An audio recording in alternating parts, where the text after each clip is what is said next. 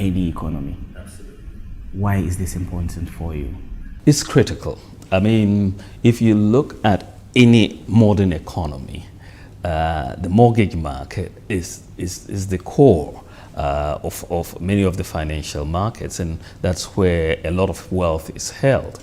And if you look at Ghana, for example, and a few other many other African economies, our land is not really playing the optimal role in the development process. So if you have issues to deal with title to land, transfer of land, and if an investor cannot come in and want to buy land and be able to be sure that this land is properly owned by such a person, then the development of a mortgage market is compromised because the basics do not exist for any type of a mortgage market development. And if you don't have a mortgage markets are the markets that you can really get credit for many other enterprises. And so once that is out, it becomes a very difficult process. So we have put a lot of emphasis on digitizing the Lands Commission, and I think the process is ongoing. We expect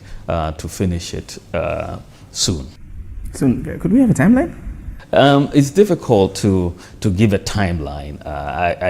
For all the projects we have done, it's sort of, you try to do it in the best time frame that you can. I've been trying to give timelines on various projects, but we'll see as soon as possible. Talking about timelines, one other important one that happened was the African Continental Free Trade Area Agreement. Yes. Ghana, one of the first 13 members to quickly sign on. Again, operationalization happened 1st of January this year. And key to AFCFTA happening is the digitization of things like the Ghanaian card, e-passports, and the likes. Right. Easy access movement, right? Let's have Djibouti to Dakar movement as easy as possible. AFCFTA and digitization intertwine. How much potential does this have, not only for Ghana, but not only for ECOWAS, but for the continent as a whole? I think it's massive. I mean, of course, you're talking about a very large market. But as we speak, intra-African trade is around 20%.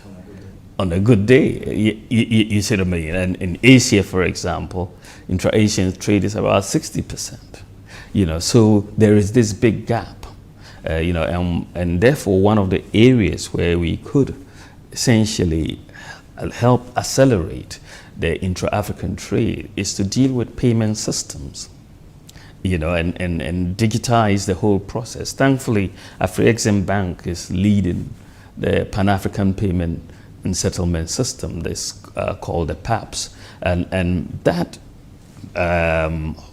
particular project is going to be very, very key because you can see payments and settlement in local currency across the various countries, and we are hoping that that will catalyze trade on the continent. And because once you have platforms, whether it's e-commerce and whatever, settlement becomes a bottleneck, and we have 42 different currencies in the continent. We have 4 different exchange rate regimes in the continent, and so if we don't have a good payment and settlement system, it's just difficult to get the trade going. So I'm very upbeat on the payment and settlement system that the Afrexim Bank is working together with the central banks. And